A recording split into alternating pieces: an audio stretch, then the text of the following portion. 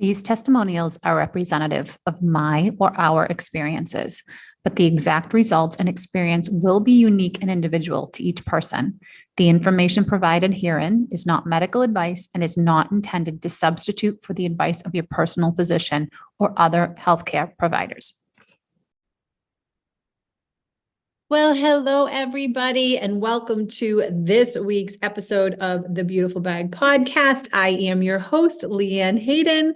I hope you guys are having an absolutely fantastic day, morning, night, whenever you are listening in. And I always want to say, thank you to all of you for continuing to listen. I hope these stories inspire you, educate you some as well. And if you do appreciate them, I wish that you would please head on over to Apple Podcast if you're listening on Apple and rate and leave a review as well. It will really help get the message of the podcast out there a little bit more, so more and more people can be informed about what an ostomy is, what it's like for us to live in one, and what we do with our daily lives after, right? After we have our ostomy surgery and leading into it. So today is me, guys. I wanted to share a little story or talk to you guys this week about blockages. And the reason being is, depending upon when you're listening to this, I am 4 days out from another blockage that I've had. So for those of you that don't know my story, might as well get into it, right? So I know I share a lot about a lot of other people's stories, but let me share mine in case you don't know. So my name's LeeAnne Hayden, host of this beautiful podcast, The Beautiful Bag. And I am going to be 53 years old in a couple of weeks. Yikes. And let's just say I'm from corporate America. I always did, I was in corporate sales for a long time in my life. I fell into the network marketing industry and have built a couple of amazingly large teams and have had some super success with that. So I kind of live my life on my own terms and travel and do the things that I want because I don't have a boss that I check in with. I just work from it myself. That said, I got into that business because of the fact that I used to do fitness competitions. And when I was 39, I said, I want to be in the best shape of my life. So I hired a coach and joined a team and started actually doing some fitness competitions for a couple of years, just a couple of years. And I loved it. And it was really fun. And then I ended up coaching people, becoming a coach for that team, coaching people into competing and what to eat and how to exercise and all that other fun stuff, because I'm super into health. I've been into health for as long as I can remember.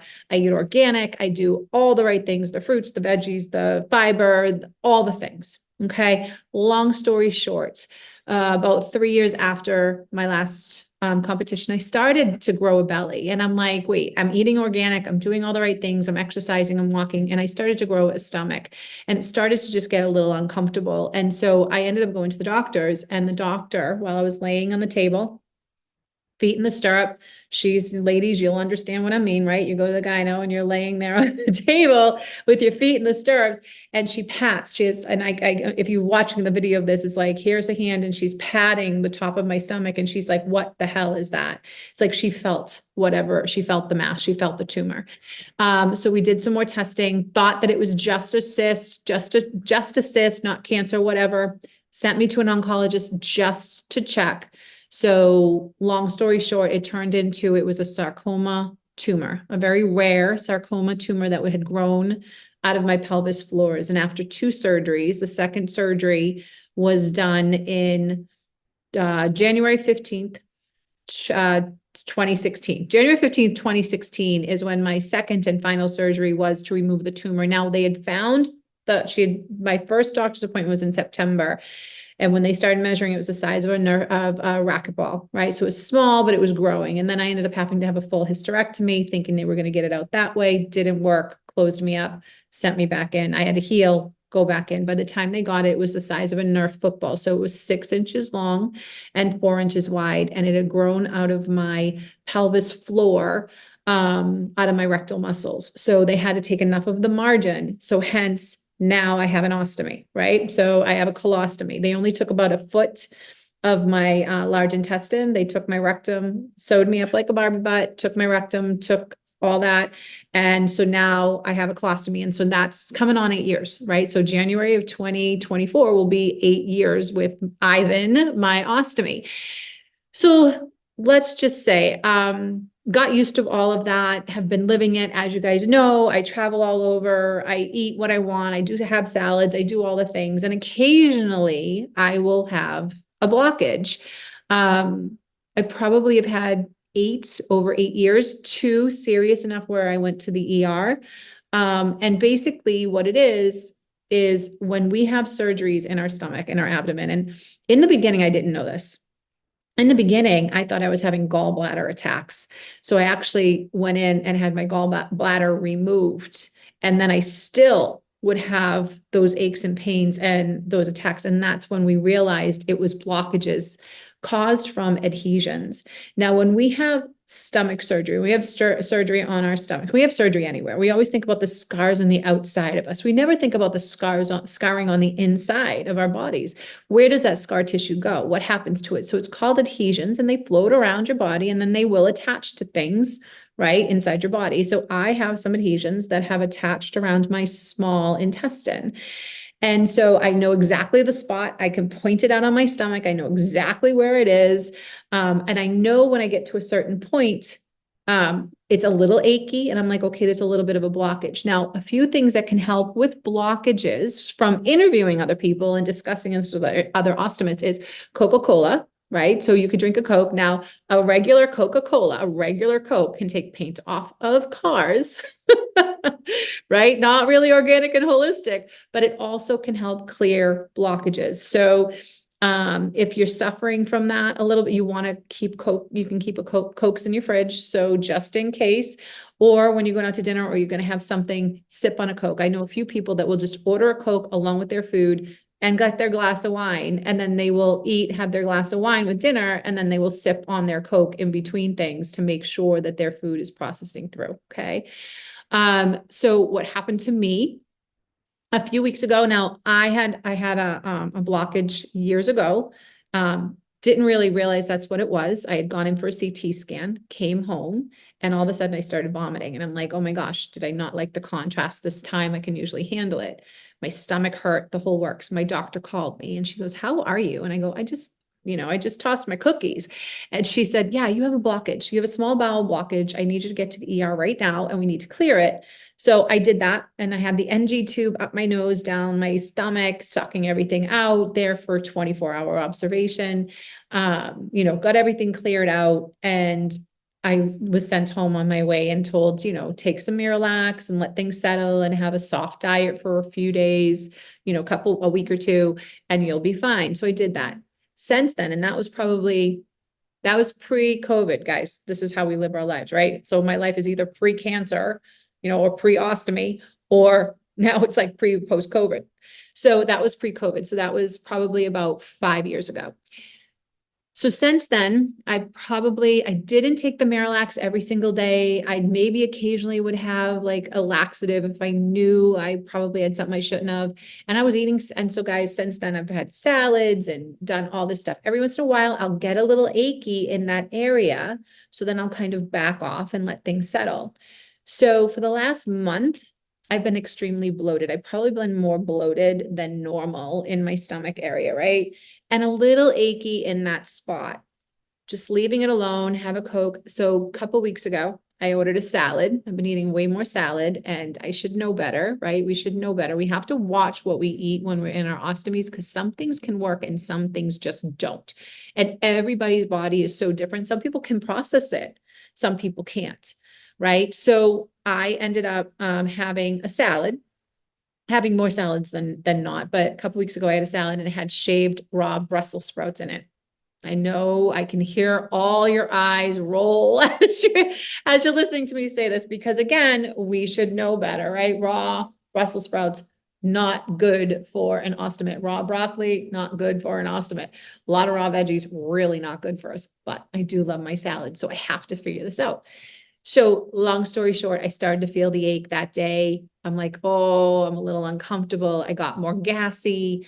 Came home, tossed my cookies, and then went to bed, Woke up the next day and I was okay. I was still a little sore, but I was okay. 2 weeks go by, and Thursday I had a turkey sandwich. Turkey sandwich, that's it. That I ended up with massive stomach issues and like stomach pain, and I knew it was coming. I knew it was coming. I go, this is going to be a bad one. So I kind of forced myself to throw up anything that I could get up. I drank a soda, I drank a Coke, did all the things that I have known to do.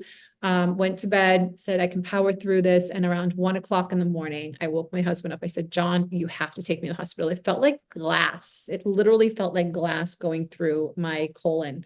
It was so bad. So I end up going to the ER, and at the ER, they did everything that they needed to do. No NG tube though. So they tested me for everything.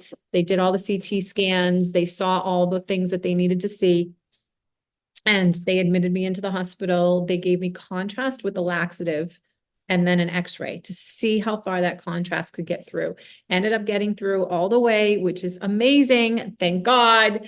And again, clear liquid diet, then soft foods. And then they sent me home. They sent me home with laxatives, and they sent me home with Miralax. And they said, from now on going forward, I am to have Miralax every single day. And it's either going to be 1 capsule, 2 capsules, or 3 capsules. I'm going to have to test my body out and see how I do. So what they found was, yes, I had a blockage in that same spot, or at least I'm realizing it. But they said what they want to do, because I've gone to different hospitals, one in New York and one here. They said, if it happens again, to go there, they're going to do a CT scan. They're going to measure where it is. Again, go to the emergency room, CT scan, measure where it is during the blockage time. That way, in case I need to have another surgery to remove these adhesions, they'll know the exact spot to go in and get. But they said they really don't like to remove adhesions, because you open up and you're just going to have more adhesions. You're just going to have more scar tissue floating around, and you don't know where it's going to go, right? You just don't. At least now I know where it is and I know what to do for it. So if you are out there and you do suffer from blockages, or you do have abdominal cramping or pain and you're not quite sure what it is, it could be an adhesion from your surgery. Blockages are serious. We do have to watch out for them. We have to watch out for them more than the average person, right? Because we all definitely have had abdominal surgeries, right? So we do have them floating around our body. We do need to be a little bit more cautious on what we eat and how we take care of ourselves. And like I said, they have me on Miralax. They said Miralax actually works better than Colace. Colace is a pill form of a stool softener. They said Miralax works better, faster. So that is what I'm going to be doing for the rest of my life, and backing off eating salads as much as I think that I can, because salads are good for us, right? You need the nutrition, you need the veggie. So I'm just going to have to get all of that nutrition in different forms, right? Just making sure my body gets it, just get it in different forms other than raw vegetables.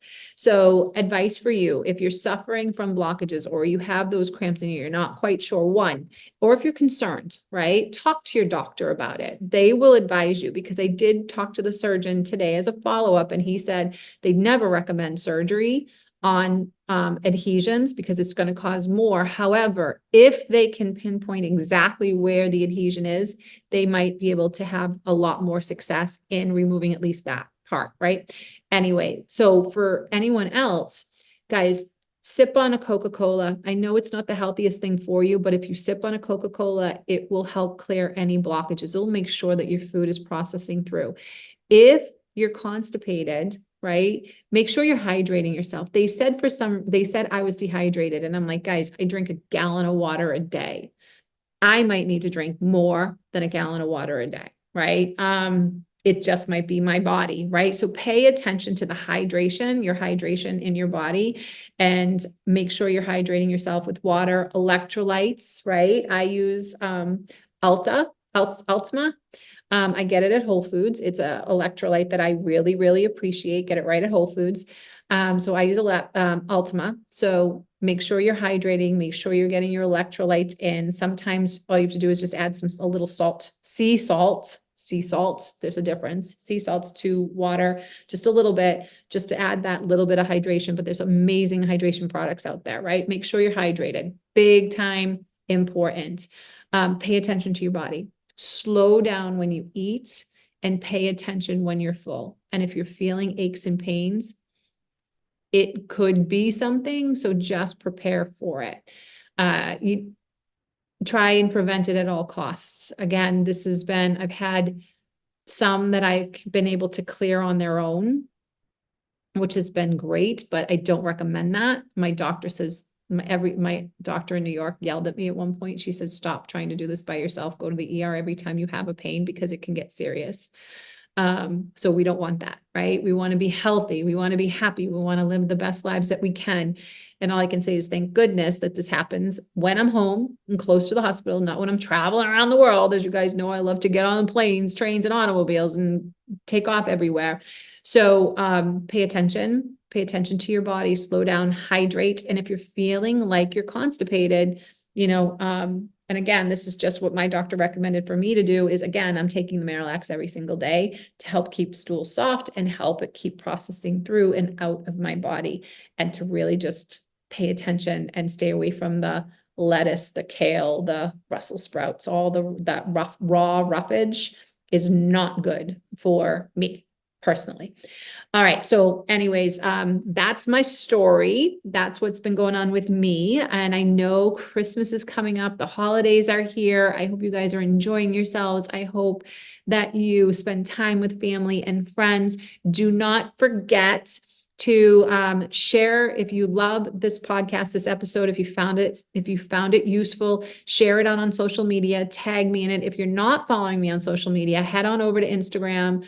I'm LeeAnne Hayden on Instagram. I'm LeeAnne Hayden 07 on Facebook. You can just go to the website, LeeAnneHayden.com. And you can get in touch with me there. And I got a lot of resources on the website for you as well.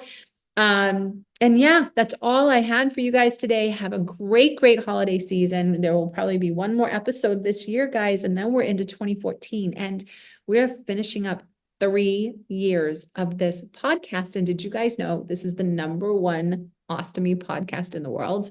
Makes me so proud of what we've all accomplished. So thank you all for all of that. And I hope you have a fantastic rest of your day and take care of your body. All right. Bye-bye now.